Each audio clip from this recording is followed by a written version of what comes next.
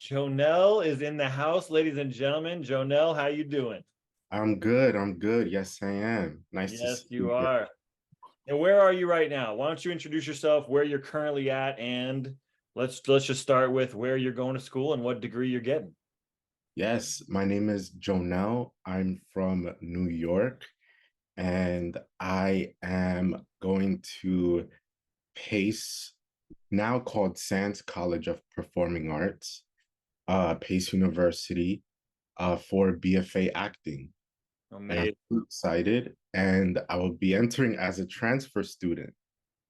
So Oh my that's gosh, so much to talk about. So Pace is not the only top school you got into. Is that correct?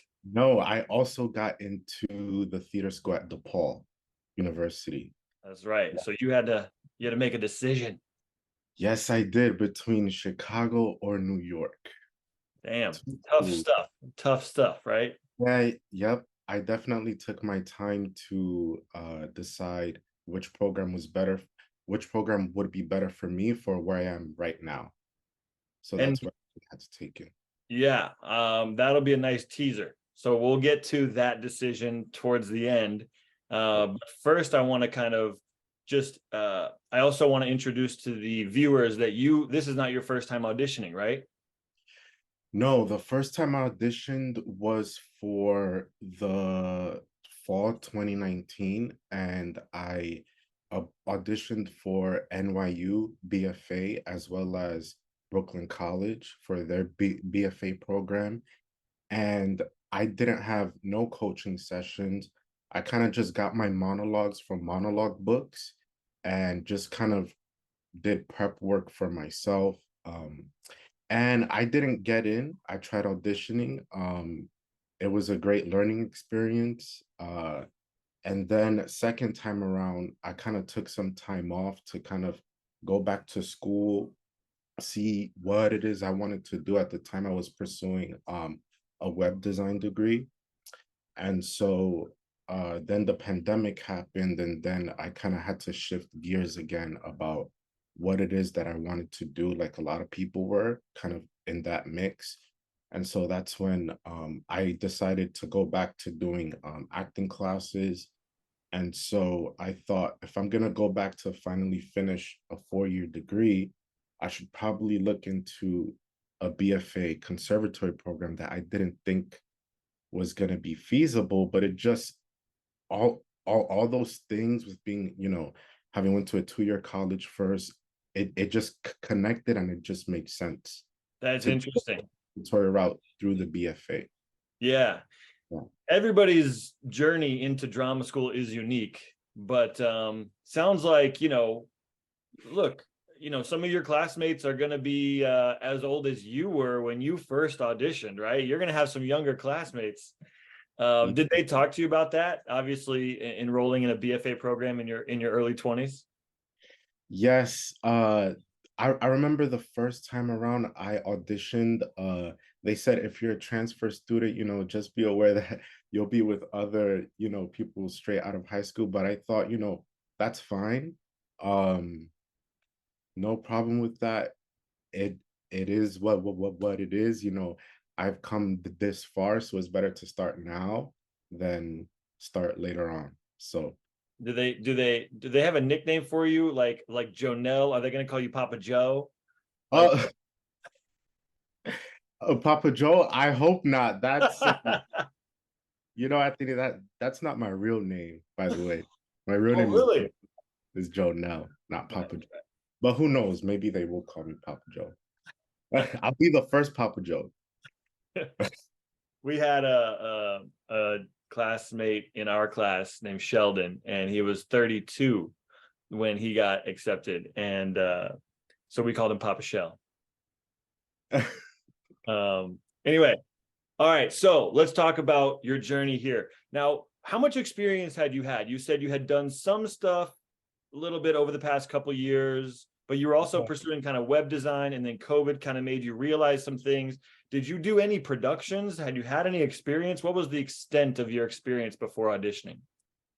Yeah, so after I took my first acting class in college, it was an introduction to acting course. That's when I started taking acting classes, like going to workshops for about 2 to 3 years. And then that's when I decided to, maybe I should actually turn this into a degree conservatory program. Cool.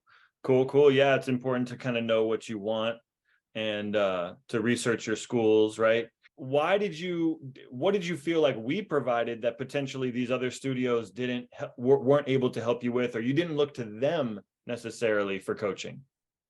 Yes, so as far as my training goes, it was mostly scene work. And so I hadn't really taken any monologue classes. I was always Because of that, I was always more comfortable acting when I had an acting partner opposite me.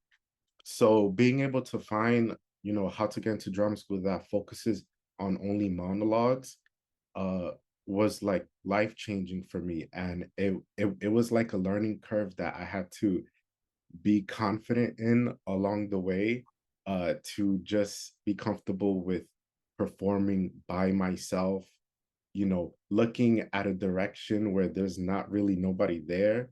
That was all new to me. It was a completely new experience that's not quite the same as acting with someone in front of you.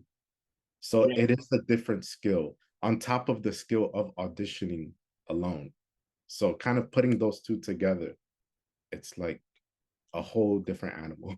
it is. It is. It's like it still uses, you still are required to like apply your imagination and everything. But yeah, there's somewhat of you have to kind of get used to that format a Yeah. little bit. And Yeah. obviously you were able to. Yes, I was So able to.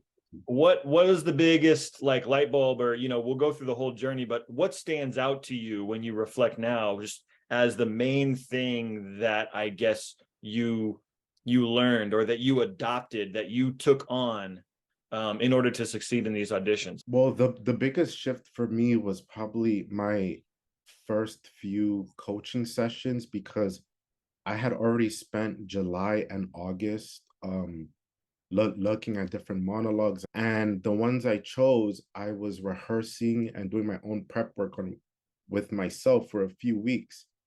And so I got too locked into a performance. And so it was with my first coaching sessions with Stacy that I kind of had to take a pause and kind of start fresh again to undo all the, like, everything from saying it a certain tone with a certain emotional level from beginning to end. I kind of had to redo the whole piece and how I thought about it. And that was really hard to kind of change my brain to look at it differently.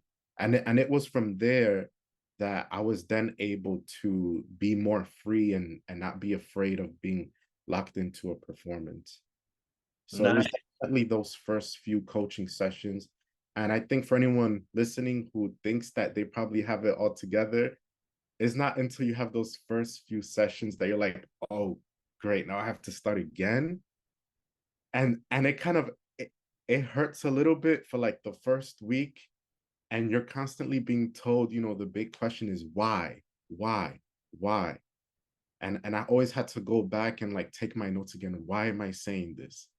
Because it's a very difficult thing to, justify what you're saying in your monologue as you're saying them. So that, and then also to re re-experience it as if it was new, while at the same time not being too repetitive. So that was something. If you can be free in that way, that you know your piece is so well that it's not over rehearsed but improvisational, I think that's where I was at my best.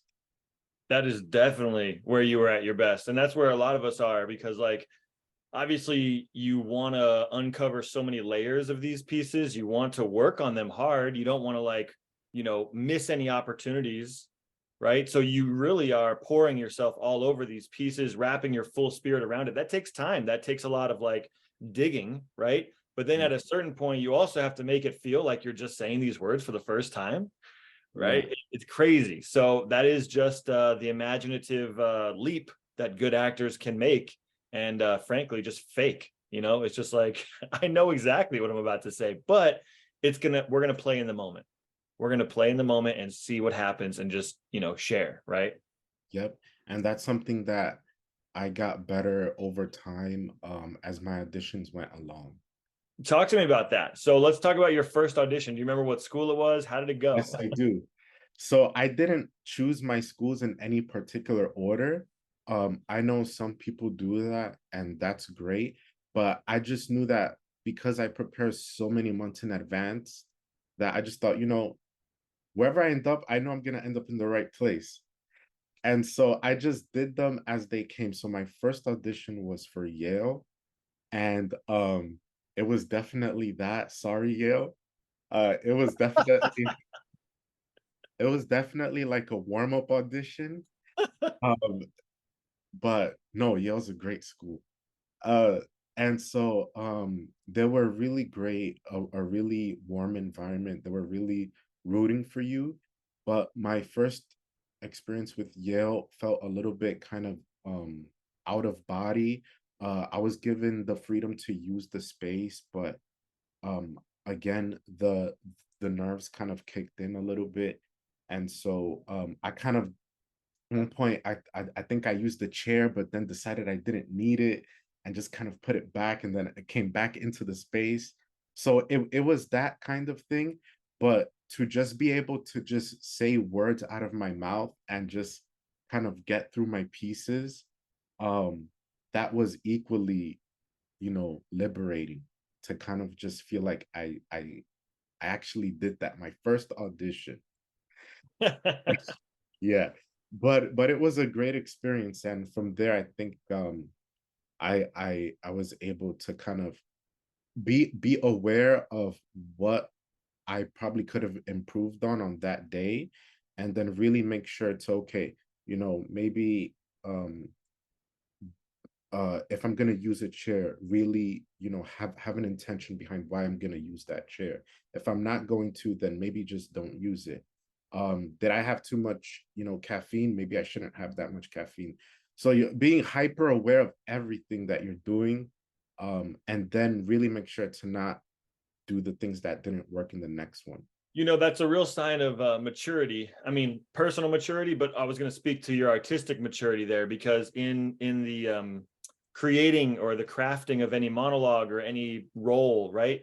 You're constantly trying things, right? Maybe I'll use a chair, maybe I won't. Maybe I'll try caffeine, maybe I won't, right? You're trying things, you're putting things on and seeing how they work. And that's part of the exploration process. So you kind of having those thoughts through these auditions is a reflection of your kind of artistic maturity. You're not just blindly, Mhm. whatever. You're actually assessing, did that work? Do I feel that that served me, or do I feel that that didn't serve me? And you did that in a microcosm in your coaching sessions. You're trying choices with these characters. You're trying different things, and you're going, did that work for the story, or did that not work for the story? And you're getting feedback from your coaches, but you're also developing a little barometer, about what's working and what's not working. So I could see you having that mindset in your auditions, which is awesome.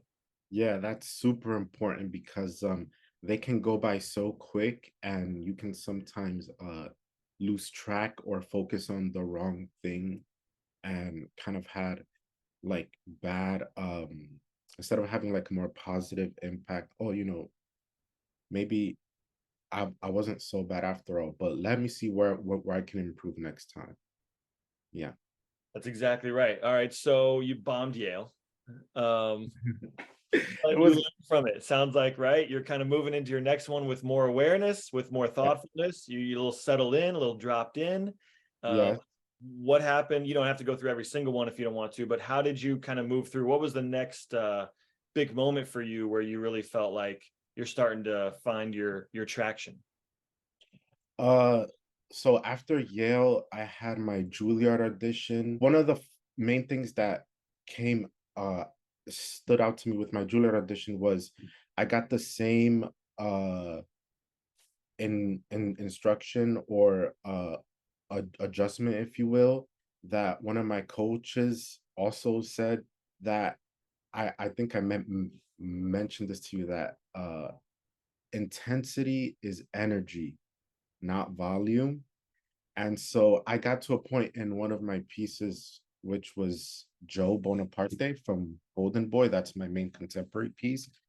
And I started getting a little bit too loud. And so one of the adjustments that I was given based on the piece was to scale back a little bit and really communicate in the way that the piece was supposed to be communicated.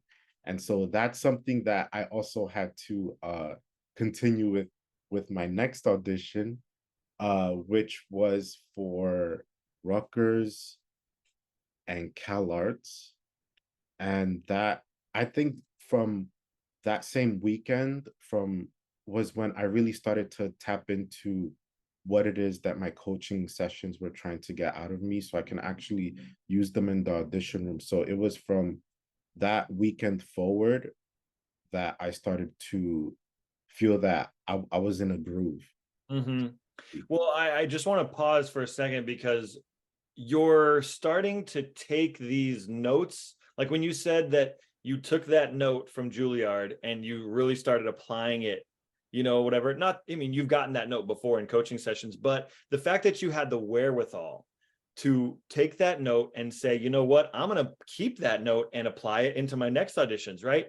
That's Yes. so like, you're using these auditions as like workshops and as like coaching sessions and everything. And you're obviously present enough to just listen and respond and play just like you do in your coaching sessions. And that is sometimes what is the difference between getting into school and not quite getting into school, is that people who get into school, all of us, we really felt at a certain point in the audition that we're just playing here. We're just having it's like a workshop feel.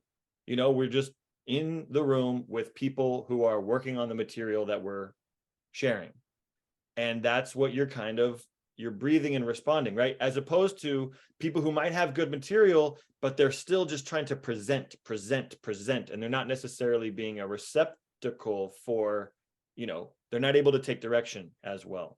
So good job on just like taking something that you felt, oh, that's a good note. I'm going to apply that in my next audition, right? Yeah, and going back to getting out of how you kept rehearsing your piece. When I was working with Brandon, it was a constant like push for me to not yell with that piece. And so if one coach is telling me that, and the adjustment at Juilliard is telling me that, and you know, and also an adjustment that I had for UNCSA, which was to not yell. So I had to really they're all telling me to not yell, and yet I keep getting myself to a place where my adrenaline is becoming too I need to hold back a little bit and just trust that what they're telling me is right, and I need to just follow along with it and not be afraid to feel like I'm not doing enough. But their panel was really great at, they put a chair in front of me and had me sit down. So that was also pretty powerful for me to sit rather than stand and try to have a conversation with the person in front of me. And it was the most like spontaneous thing I ever did. I got the chair in front of me. I kind of got on my knees and then kind of crawled up the chair. Um, it it it was an interesting experience for sure. Uh, but to that end, with all the things I learned, I do believe Pace was my last audition, I think, because it was in February. So I think from there I kind of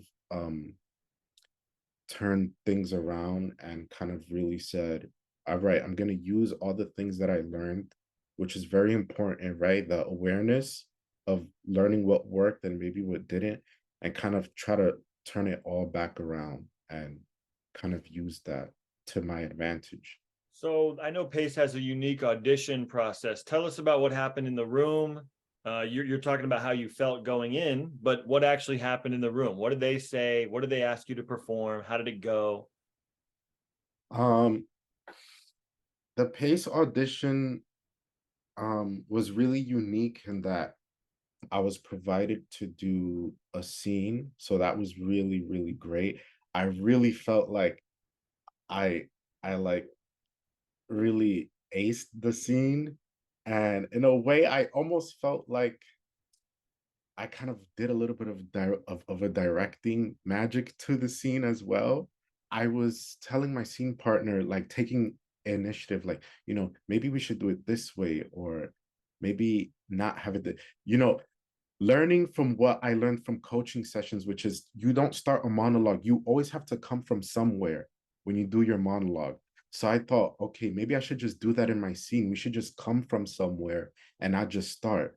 So I kind of used a lot of the things I learned in coaching sessions to do the scene. Um, without having to necessarily say words from like the first second you start, right? So kind of just get a feel, physical acting, kind of all that jazz, and use that in the scene. And I think it was really, really helpful. So the scene was great. And then I was called back for the movement callback list, which was also exciting.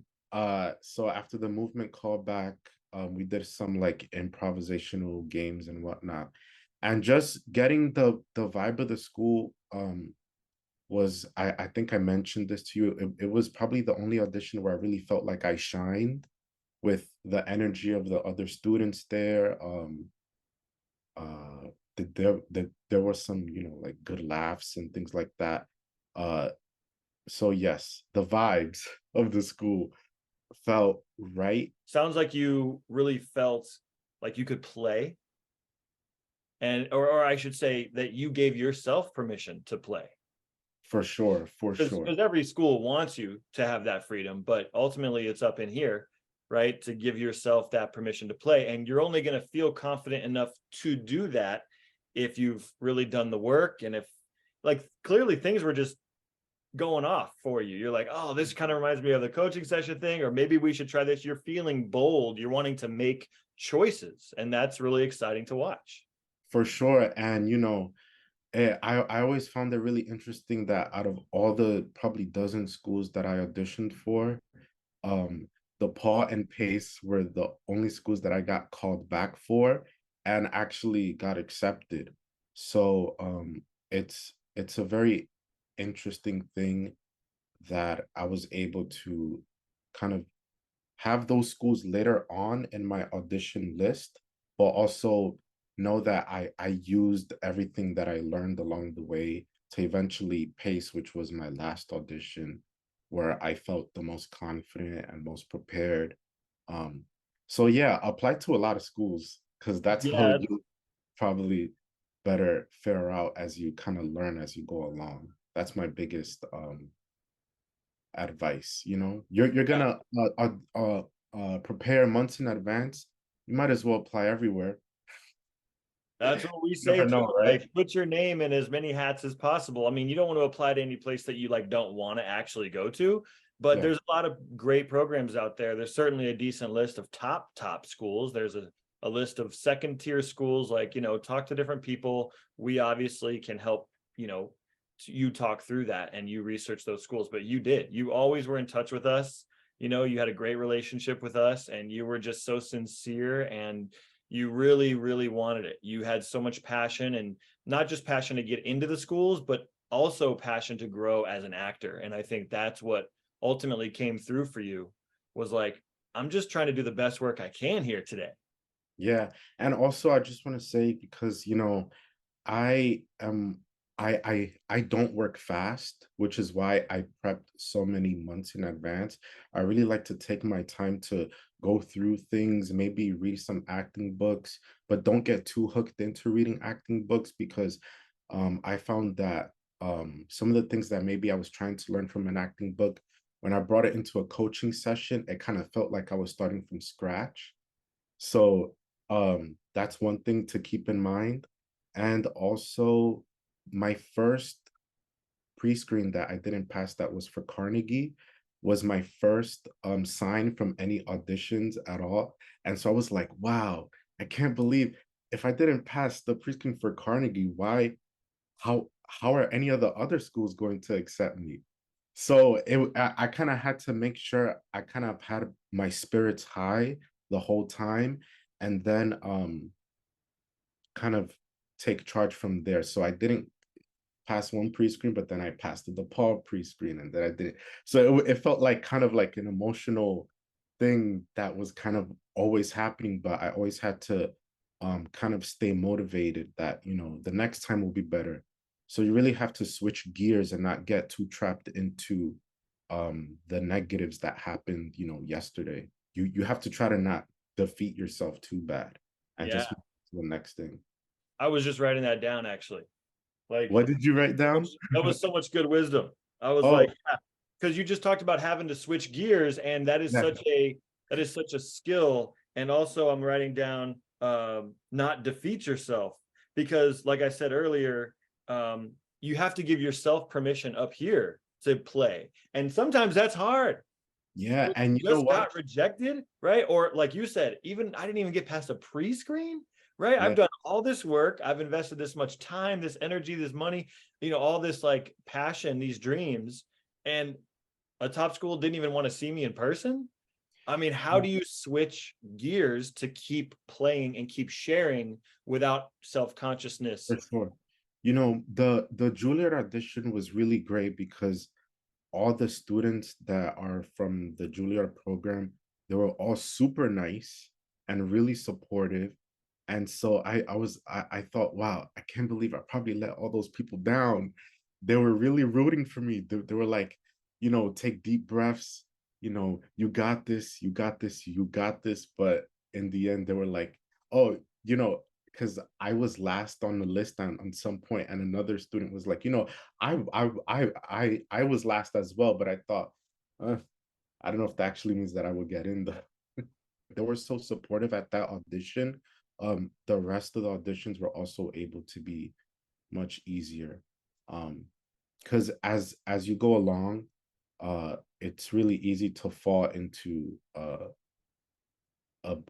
feeling that maybe you didn't do good enough, and also um having most of my auditions in one weekend really helped really helped with the kind of the anticipatory nervousness that can build up if I decided to do one audition one week.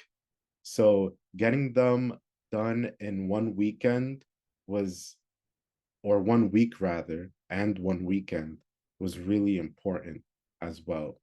Yeah. Yeah, Yeah. Now, one thing we haven't talked about that we have to cover before we end sure. is classical. Oh, right. That's right. Dude, like I don't think you talked about having any experience with Shakespeare. Am I remembering that correctly? You had no experience with Shakespeare? I had no experience with Shakespeare. That is correct. Yeah. And you had to do Shakespeare for these auditions. And so talk about how you felt like did were you dreading that? Um, I, you know, when I first encountered to do Shakespeare, I just thought, oh boy, this is gonna be kind of, is all these words I'm saying is gonna sound so weird, and I don't know what I'm doing. How am I supposed to say it? Am I supposed to say it a certain way? Am I supposed to just use my regular voice? What is iambic pentameter? Am I supposed to say these things in a certain rhythm? It was just really almost like another language to me. But my first coaching sessions with Stacy, she really helped to kind of demystify for me how Shakespeare should be said, and that should be in your normal speaking voice.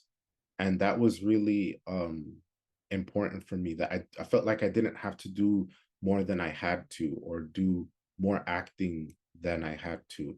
But you know, the my main Shakespeare piece was Edmund from King Lear, and that was pretty challenging because of uh there were times when I was doing uh the monologue, because the piece requires you to really like take in a lot of breath, because Edmund is in a kind of a state that's really kind of like high intensity state. So things like punctuation, not breaking the thoughts, learning when a thought right starts and begins, and also how the complete thought kind of influences you to go into the next thought. So all those things, you can't deny. If you've never done Shakespeare, I really had to not ignore the technical aspects of it, because that was going to influence how I was going to interpret it, so that it didn't all sound monotone, which was another thing that's very easy to make Shakespeare sound, while also keeping the thoughts intact. So yeah, Yeah. it yeah, a lot of good stuff to learn about Shakespeare there. I mean, overall, that's so well said. All of that is like so relatable, obviously, for all of us who go from, when we have no experience to like actually performing something we're kind of confident in with Shakespeare. How would you say you came along? Of course, we're all still growing. I know you still have a lot to learn, but do you have a process now for like actually how to develop some decent work and perform confidently? Uh, perform confidently Shakespeare. I can probably do a few monologues here and there, if I prep on my own. But definitely the foundation that I got from Shakespeare, with how the grammar works, and you know, uh because I remember when I was taking acting classes, one of the biggest my acting teacher said one of the most common mistakes with Shakespeare is simply that, you know, student actors can break up the thoughts or break up the phrases. And so I always knew that tidbit of information, but to come in and actually do it and understand why that is, um, it helped me to be able to do more future Shakespeare pieces that I will continue to apply. So that Yeah. was really cool. Well, I'm excited to see you do Shakespeare and more contemporary material as you train at pace. You're staying home in New York. How do you feel about that? That's really good. One one of the main reasons I chose Pace was obviously the location. I get to stay in New York, which is great. And also they're business or oriented, which is another thing that I'm looking forward to, which is one of the reasons I chose it.